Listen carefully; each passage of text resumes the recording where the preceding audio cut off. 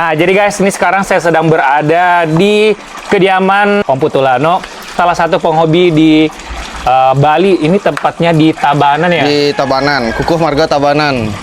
Ini lumayan jauh ya ternyata dari. Lumayan.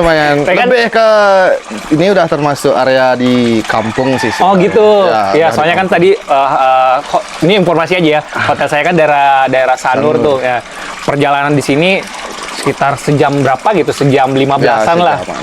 Tapi nggak apa, terbayar guys. Soalnya pas nyampe di sini, wah ini keren tumben banget. Ya, ke Bali ya, tumben. Ya, ini pertama kali saya nih Om. Ini pertama kali saya datang benar-benar langsung ke salah satu rumah penduduk asli Bali. orang Bali gitu. Ya, di Bali sih. Ya, gitu biasanya cuma lihat di TV-TV, tapi ini ternyata pas datang langsung benar-benar keren banget. Ya, terus ya seperti biasa lah untuk teman-teman penghobi Bali, landscape-nya itu untuk tatanan-tatanan di halaman rumah itu keren-keren. Aduh, dibanding sama teman-teman di Bali masih belum ada apa-apa sih.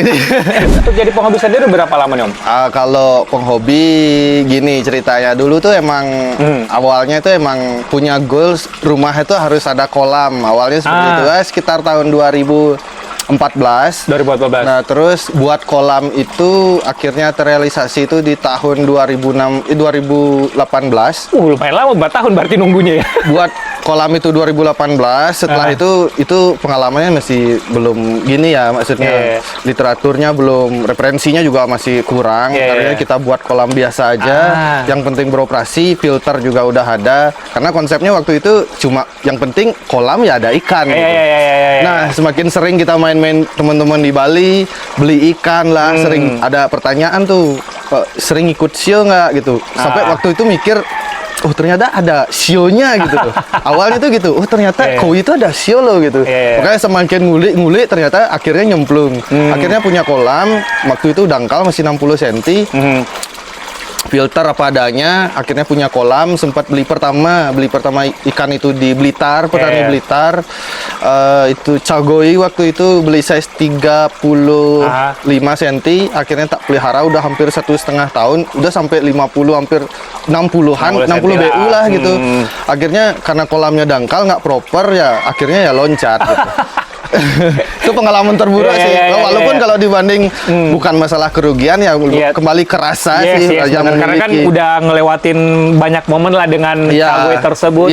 Udah berapa senti dirawat mulai dari kecil terus tiba-tiba lompat. Nah, kalau boleh tahu indikasi ini untuk Om sendiri, perkiraannya ini kira-kira kenapa bisa loncat jadi, tuh? Perencanaan gini, kada waktu lompat itu gini. Jadi ikan itu sebenarnya normal. Nah, setelah itu tuh sempet beli ikan kecil. Beli ikan kecil udah karantina, habis itu tak masukin kan. Kebetulan Cagowinya yang stres gitu. Akhir penduduk asli kan yang stres. Akhirnya stres, dia entah lari kemana, luka makin stres kan gitu. Akhirnya tak stop makan, akhirnya udah tahap pertama kita udah lakuin yang bener, stop makan, besoknya udah aman, tak tinggal kerja. Di hari kedua itu di rumah, kasihan tuh katanya ikannya nggak makan. Wah, dikasih makan lah, karena filternya belum kuat. Akhirnya begitu ikannya pup, berarti kan amonia naik tuh. Wah, langsung nggak stabil, akhirnya lompat. Jadi kejadiannya seperti itu sih. Akhirnya itu tak pelajarin, artinya oh emang kita kalau mau koi itu emang harus serius. Kuncinya tuh harus di kolam gitu. Kuncinya tuh harus di air. Mau ikan kita sekebal apapun dan sehebat apapun, kalau kolam airnya itu nggak bagus ya pasti nggak bakalan kuat gitu. Makanya memutuskan untuk renov kolam. Nah, ini renov. Akhirnya kolam itu tak renov. 2023 Juli itu tak renovasi, dan lain-lain. Akhirnya selesai itu di bulan Oktober 2023. Lumayan lama ya prosesnya? Ya, langsung. Karena kita kan kerja juga, maksudnya di rumah tuh kita ngerjain sendiri. Oh, ini kerjaan sendiri? Iya, ini ngerjain sendiri. Pure nggak ada yang bantu kerja sendiri gitu apa gimana? Ada sih, karena kebetulan saya kan juga kerja di proyek. Jadi tukang-tukang di proyek tak ajak ke rumah buat bantu-bantuin. Jadi semua pemipaan, ukuran dan lain-lain, sistem semua settingan pribadi sih. Otodidak berarti. Otodidak. Jadi tetap juga dapat referensi dari teman-teman di YouTube, dari teman-teman yang udah buat channel ini, makasih banyak. Kasih referensi termasuk Koiport juga. Waduh.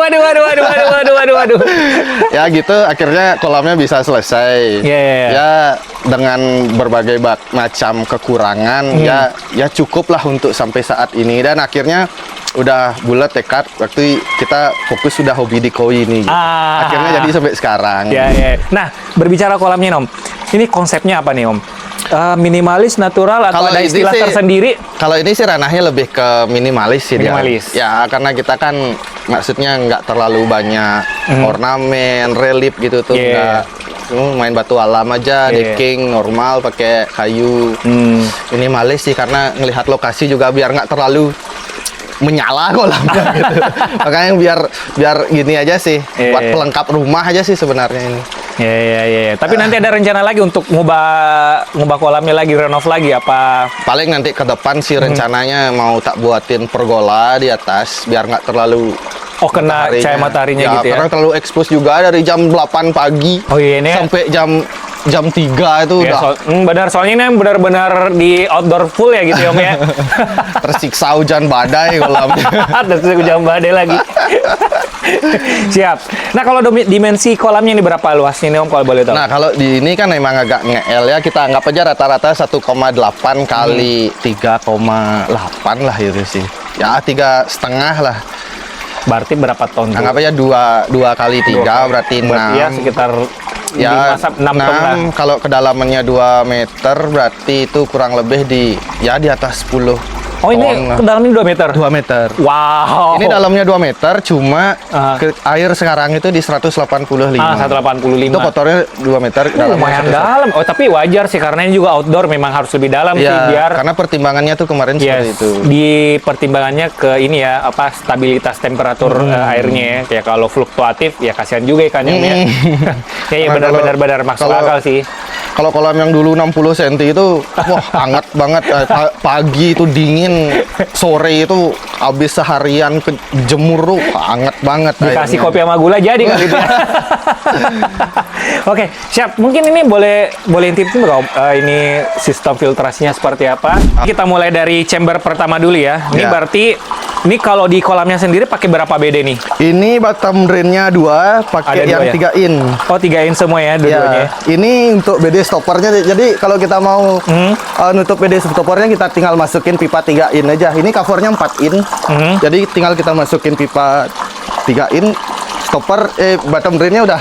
Oh, gitu. Jadi sistemnya itu ini cuman covernya aja ini ya, yang dua ini ukurannya 4 inch. Jadi masukin stoppernya menggunakan pipa 3 inch untuk stopper untuk dari kolam utama masuk ke sini ya. Jadi biar ke arah aja dia gitu. Biar nggak susah. Iya. Karena ini filternya kolam kedalamannya 2 meter kotor, kalau filter ini kedalamannya 2 meter 30. Oh. Makanya kalau kita nggak buatin rumahnya, nyarinya itu susah ya sih, benar. Nah, terus pakai surface skimmer.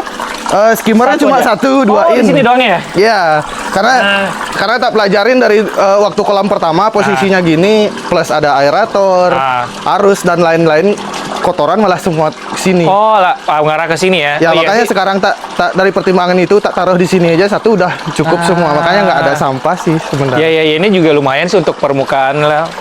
Udah cukup bersih sih Om. Nah, habis dari itu ini chamber pertama berarti nggak ada diisi media sama sekali ya. Langsung masuk ke chamber kedua. Ini yang kedua mekanis beras ya. Pakai beras semua. Ini pakai beras. Cuma sementara ini tak pakai sistem leheran angsa. Oh, ini pakai pipa ya leheran angsa ya? Ya, leheran angsa.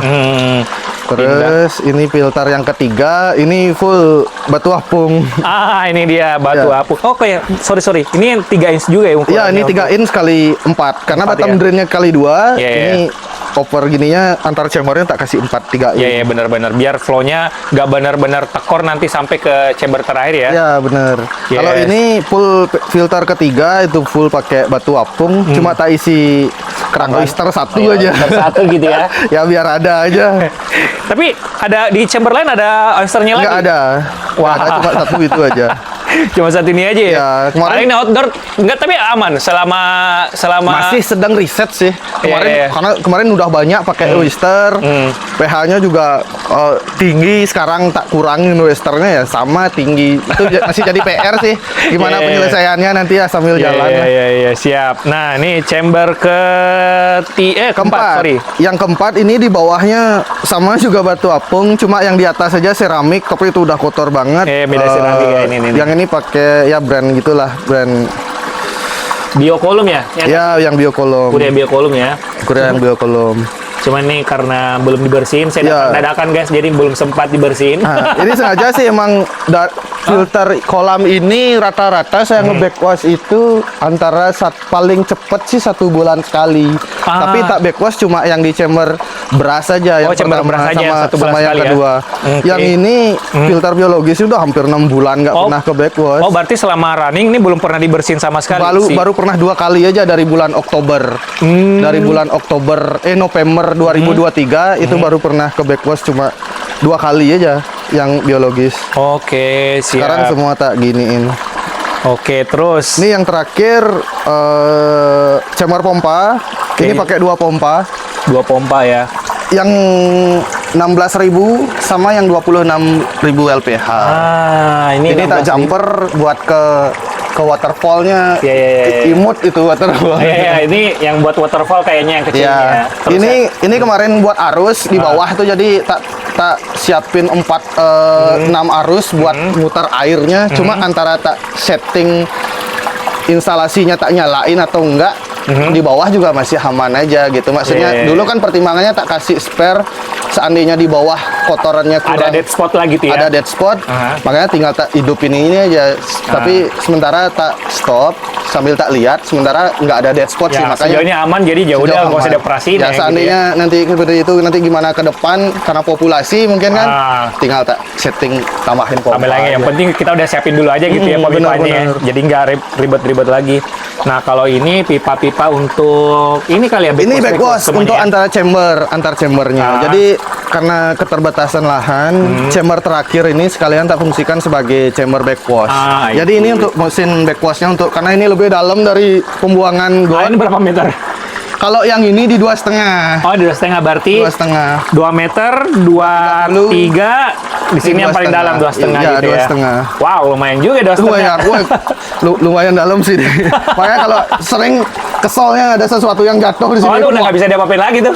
Mau nggak mau ya harus bongkar semua lagi settingannya. Terus ini overflow-nya yang di sini. Ya, ini overflow-nya cuma pakai 1,5 in aja. Nah, ini overflow-nya nih guys. Jadi ini pakai auto dripping berarti di sini ya? Enggak, tadi sempat tak hidupin karena kolamnya jujur kolam ini belum jadi sebenarnya karena keterbatasan waktu. Ini sistem instalasinya udah tak setting semua, jalur kabel. Ini sudah ada semua, panel rencananya juga udah tak buatin, cuma karena belum sempat setting. Jalur untuk otomatis dripping nanti atau mau pakai yang pelampung itu seperti apa, itu semua udah tak cover. Siap. Cuma belum selesai aja sih karena keterbatasan waktu. Siap. Ini karena sibuk ya, karena beliau seorang arsitek ya guys ya, jadi ya masih belajar lah.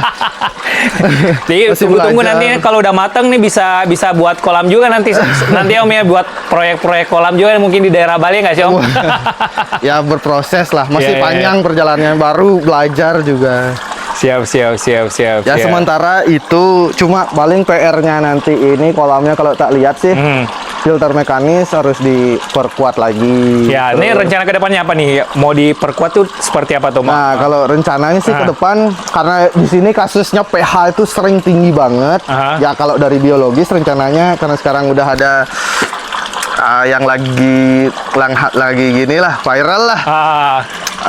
Apa namanya? Yang clay itu. Yang dari Korea. Oh, ini Neomedia yang stop rencananya. Tapi cuma itu. Kalau dari biologis paling nanti program kedepannya mau tambah Neomedia beberapa yang stop, sama paling nanti yang seramik buat tambahan. Siap. Terus kalau filter yang mekanis paling buat nanti tambahan ya jet mat atau Korea mat nanti apalah. Ya, siap. Nah, satu pertanyaan lagi Nom.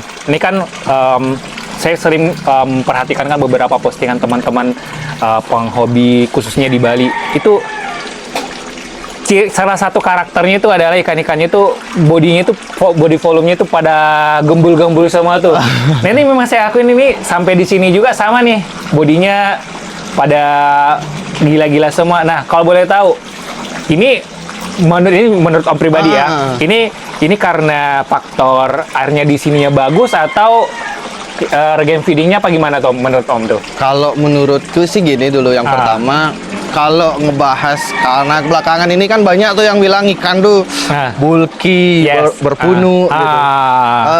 Kalau ini sih dibanding sama ikan-ikan gitu sih masih termasuk kategori, kalau teman-teman di Bali ya yang ikannya bulky, punu banget itu masih belum sampai segitulah. Cuma emang karena dari awal saya sendiri emang jujur, terlepas itu benar atau enggak, atau yang sebenar ikan yang bagus itu gimana, saya sih nggak terlalu suka ikan punu sebenarnya. Oke. Pertama itu gitu, ikan punu bulky, seneng lihat ikan bulky tapi biar di porsinya gitu, biar di size-nya gitu. Wah, ini kayaknya saya familiar dengan diksi kalimat tersebut. Iya, karena kebetulan gini, karena emang dari awal dulu sering ngepo-ngepoin itu kan otomatis kita koi kan pasti ngelihatnya kiblatnya di Jepang kan gitu. Di Jepang tuh bagus ikannya, sedangkan kalau mungkin untuk jualan tak lihat mungkin ke sana ranahnya ikan bulky gitu. Cuma kadang-kadang kalau kita show ya pengalaman saya show di Bali lah, ngelihat toh juga saya juga baru belum berani juga yang terlalu gila banget di show gitu. Cuma kenyataan yang sio-sio tuh jarang juga ketemu yang ikan yang super punuknya parah gitu ya. Ya, yang sampai yang champion gitu mungkin ada, cuma itu ya udah size besar. Makanya kadang pikirannya gitu. Makanya yang penting ikan bodinya bagus dulu, proporsional. Nanti waktunya ngembang aja. Pokoknya bodinya sesuai dengan proporsi ukurannya nanti gitu ya. Nah, permasalahan kalau di Bali mungkin teman-teman di luar bilang ikan di Bali itu punuk-punuk gitu, sebenarnya sama aja sih sama ikan gitu. Di luar juga mungkin sama sih, ikannya lebih gempal-gempal juga gitu. Cuma mungkin ranahnya di Bali ya 2-3 tahun belakangan ini tuh hampir mungkin rata-rata seneng sama ikan bulky berpunuk. Makanya semua penghobi itu ngejar ikan yang seperti itu. Dan postingnya seperti itu ya. Postingnya seperti itu. Makanya kesannya seolah-olah di Bali itu ikannya semua punuk banget. Padahal sebenarnya enggak sih gitu. Tapi kalau boleh tahu ini regen pemberian pakannya berapa kali sehari? Kalau ini dari jam 6 setiap 2 jam. Dari jam 6, jam 8, jam 10 itu kurang lebih berapa tuh? 8 ya. 8 jam apa 7. Sampai jam 6 sore yang terakhir. Berarti sekitar 7-8 kali ya? Ya, sekitaran itu. Kebetulan juga di sini kan di rumah jarang juga ada yang ngasih pakan, makanya tak setting di auto feeder aja. Iya. Pakannya pakai pakan lokal atau impor? Kita nggak usah sebut brand nih. Lokal impor? Ini lokal. Lokal ya? Lokal kategori yang entry level lah. Tapi lumayan loh untuk dari hasil ke body, terus juga untuk warna ini kita nggak bicara kualitas skinnya secara kita mau bandingin show ya, tapi ya untuk misalnya kita untuk rawat di rumah masih oke lah menurutnya. Warna merahnya masih mungkin karena outdoor juga kali ya. Iya gitu, karena outdoor mungkin karena kena matahari. Cuma ya tetap karena kalau saya sebagai pemilik koi yang khususnya koi yang ini yang di kolam saya, karena sekarang referensi udah mulai banyak, ya udah. Akhirnya ngelihat kolam kita, ngelihat kolam ikan kita tuh masih jauh lah gitu. Enggak dong, ini udah lumayan banget. Masih jauh gitu. Makanya cuma gitu dah, kadang-kadang kita sebagai penghobi gatal pengen beli ikan, iya, cuma masih sadar aja takut nanti kita beli invest ikan mahal, nanti kolamnya nggak proper, maksudnya kualitas air ya gitu. Tapi jarang-jarang ada penghobi yang bisa ngerem seperti ini nih. Biasanya yang lain mah nggak gaspol nggak aja gitu kan. Makanya biarin aja dulu, tahan dulu gitu. Siap. Invest dulu di filter. Makanya filter sekarang lagi on progress sih, beberapa tak cicil-cicil dulu. Biar nggak terlalu beban juga. Kalau untuk Kalau untuk air di sini pakai apa nih Om? Air sumur bor kah atau ada air sumber tertentu apa gimana? Kalau ini pakai air sumur bor. Kalau air sumur bor di sini itu TDS-nya kemarin sempat tak ukur itu air murni baru dari sumur itu di sekitar 68 kalau nggak salah. Rendah dong 68 tuh. Enggak 68, 168. 168 ya, 160 sampai 168. Kalau masuk ke kolam itu di 250. Ada yang mungkin pengen disampaikan mungkin teman-teman penghobi di rumah atau gimana, atau udah cukup? Kalau dari saya sebagai penghobi baru, intinya tetap kalau emang ranahnya kita hobi ya kita harus serius di hobi gitu. Artinya karena ikan itu hewan hidup, jadi kita harus rawat dia sebaik mungkin dan selayak mungkin.